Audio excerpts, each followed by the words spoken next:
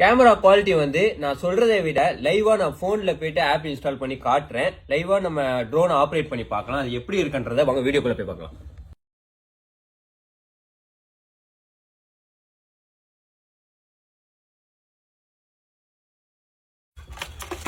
Battery கொடுக்குறாங்க. பேட்டரியோட capacity 1800 mAh.